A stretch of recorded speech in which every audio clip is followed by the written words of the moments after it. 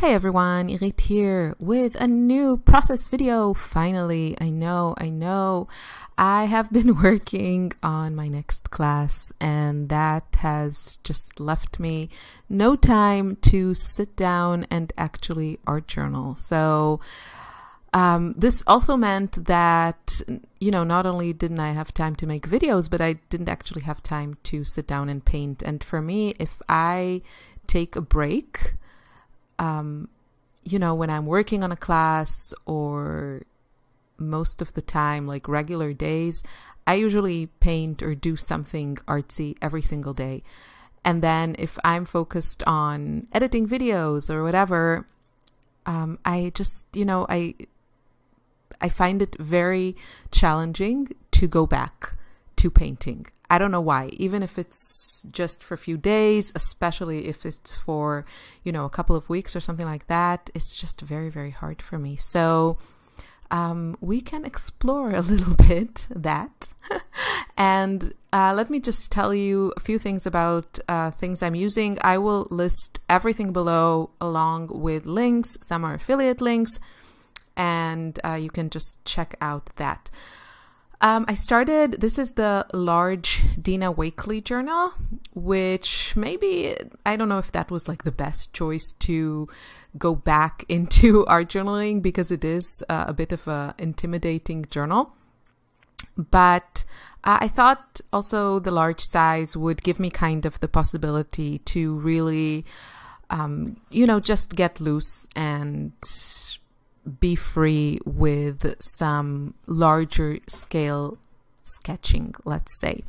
So I've already sprayed this page like months and months, probably over a year ago, with some, I'm gonna say these are dilution inks. I'm not sure. It was a really long time ago, but it was like really, really bright and I couldn't really paint on it. I mostly use water-soluble things and a lot of them tend to be more transparent. So I need a little bit of a background that I can work with since I don't use a lot of opaque paints. So yeah, that's why I added some gesso, which you saw at the beginning. I just added my regular Liquitex gesso and spread it with that tool, whatever it's called. And then I'm just starting with, I'm trying to do something kind of basic for me. So very simple, basic face, frontal view of a face. And, just have fun with it. Not like knowing that this is obviously not going to be a masterpiece and just trying to get back into the groove. So for me, a few things that help with that is to kind of go with something familiar, which is why I chose to do faces here. And then also to play with some favorite supplies, either old or kind of new that you're excited about and you want to play with. And yeah, so let's talk about it. I started the basic sketch on the right side is using one of these Artgraf Graphite blocks, I think these are called. I used the black one here. I love these. They're just so much fun. The pigment is very intense, and if you use it dry, you get kind of more like a chalky graphite type of look. But then when you wet it, and I also like to just dip the whole block in my water, it releases the pigment and it's beautiful. On the left side, I started with my Artgraf Graphite in like a little round tin. Just played a bit with that. And then on the edge of the left page, I used my Derwent XL Charcoal sticks, just like all the colors, just put them on there. And you get really interesting texture with these. I don't know, I just wanted to see all the colors next to each other. You can see it's a very kind of grungy color range. And they're a lot of fun. Like all these type of blocks, charcoal, graphite type of thing that are all water soluble is the one that I like to use. I just find them really, really fun to use. And I like to put like a base for my sketch with something like that and then go in with my colors. Now this weird looking palette that I'm using is actually a repurposed tin from Prima. This is one of their watercolor pencil sets, which I really like. I like their watercolor pencils. They're not my absolute favorite, but they're nice, and I like the sets, like the color ranges that they have in their sets. But I don't keep them in the tin. I keep them, you know, more visible and reachable.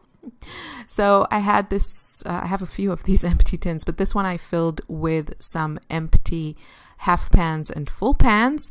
And then I filled those empty pans with some gouache. Most of these, like 90% of the gouache, is the Arteza Gouache. Everyone is using Arteza products, and I bought these. I bought the 60 gouache set for my own money. I watched a lot of reviews before that, and it really seemed like it was a very good product, very, very affordable. And I promise to do a dedicated video. I just want to use them a bit more. But the thing is, with gouache, it's basically an opaque watercolor, which is true to some of the colors, and then others are not that opaque. So it's the same thing you can say about watercolor. It would be like saying watercolors are transparent, but that's not true. Some colors are more transparent than others. Some are more opaque. And then, of course, it depends on how much water you use. And the same goes for gouache. I think the main difference for people that prefer gouache to watercolors, I think those people, the ones that I have seen, they tend mostly to use it fresh out of the tube, and they tend to use it more, like apply it more thickly, apply it in a thicker manner, and it just gives you more the effect of using a matte acrylic paint and less of the watercolor effect. Now, this is of course not across the board, and everyone has their own way of using it. Now, for me personally, I'll tell you why I wanted to kind of dive into or delve, whatever. I'm not used to doing even narration anymore. I wanted to try these because I wanted to have the option of more opaque paint, but with the other properties of watercolors. And by other properties, I mean the fact that I can just, you know, put a bunch of colors in a palette and reactivate them with water, and then also be able to use my watercolor brushes with those, because I don't use my watercolor brushes for anything other than water-soluble, you know, media. So that's why I was more interested in, you know, playing with gouache. Now, the thing is that I have already tried several brands of gouache, and some of them re-wet better than others, and then others, if you know, put them in a palette, let them dry, and then reactivate it, after some time they get very dry and they crack a lot, and eventually they start like moving around in your palette. Now, this palette that I'm using here is relatively you know, freshly poured.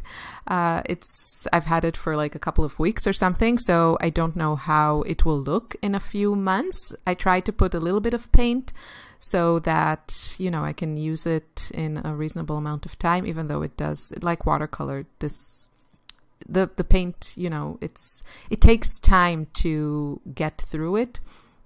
It's not like acrylic paint, I find, at least for me, or at least in the way that I paint. I don't know.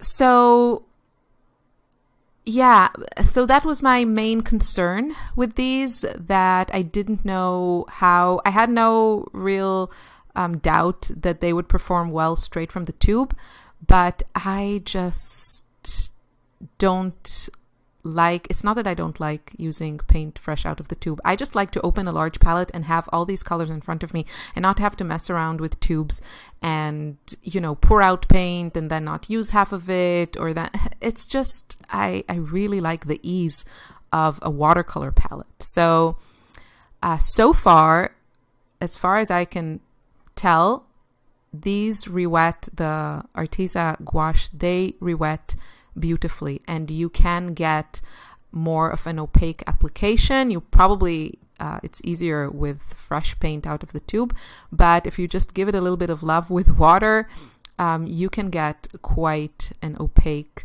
application. Again, it depends on the shade. You have the more opaque, lighter pastel-y shades.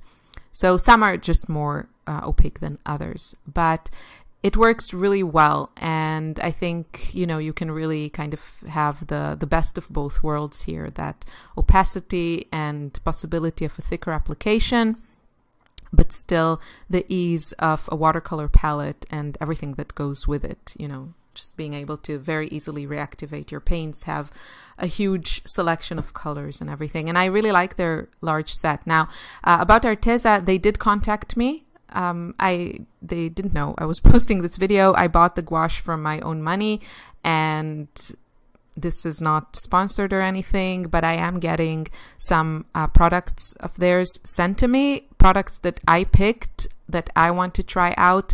And yeah, and I'm excited to test them, and if I like them, you know, hopefully I can share with you. What is nice about this brand is that it's so affordable and widely available. I can find it on Amazon Germany, and I know they have like a website in the States and also in the UK. So the gouache, I'm really happy with them. I think they're great value. I want to play with them a bit more before I do like a video dedicated to that. And with the rest of the stuff, I'll let you know what I think about it. I ordered some things that I'm really, really curious about. You know, it's not like they told me, we'll send you XYZ products and that's what you should focus on. No, I really wanted to pick stuff that I was interested in. I would consider buying even if they weren't sent to me. So that's coming up hopefully soon. And yeah, about my curls, you can probably see that the left one is very, very crooked. And I have to say, I'm not very, I wouldn't say I'm not a huge fan of Symmetry or something like that, but I don't make a special effort to make my faces symmetrical.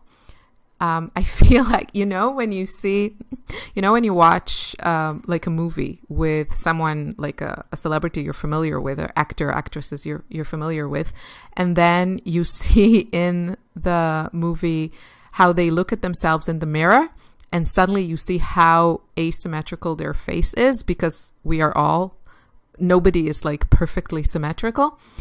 And you know, I think you just get used to like seeing yourself in a certain way, and everything seems kind of even. But then when you look at someone in the mirror, you suddenly notice how asymmetrical we are. And that's why for me, it's like, it's fine. I'm not gonna make a special effort to make them more symmetrical. I'm not going to correct whatever comes out of my hand in my sketch just for the purpose of making it more symmetrical. That doesn't mean you shouldn't. I'm just explaining to you, if you're wondering, wow, her eyes are really crooked, why didn't you fix that? So that's why. Many of the faces that I paint are crooked. I don't do it on purpose, but it's just the way that I paint. I think the one on the right is a little bit more symmetrical. Not, again, not perfectly. You can probably see, I can see it now, that I have a way of painting the right eye larger and rounder, and then the left eye has this slant and it's kind of narrower. And that's just how my hand works, and I think we should embrace that. One of the things that I really get annoyed about, and annoyed is not the right word, but I've talked about this many times, you probably remember or heard me say it before, I don't want to paint something that looks like I copied someone else. Not that there's anything wrong with it, you know, if you give credit and you don't sell something as your own if you copied someone. Definitely a way to learn is to copy other artists and then kind of make it your own. But I want to nurture, let's say, my own style. I'm still not sure what it is, but I don't want, what comes naturally when I'm sketching faces is kind of what I want to nurture and make it better, and not work on making it more perfect or more symmetrical, you know? I want to make things look interesting. So this was a lot of chatting, and yeah, I had a lot of fun making this page. It was a good reintroduction to art journaling. I hope you enjoyed it. I hope you feel inspired. See you in another video soon. Bye.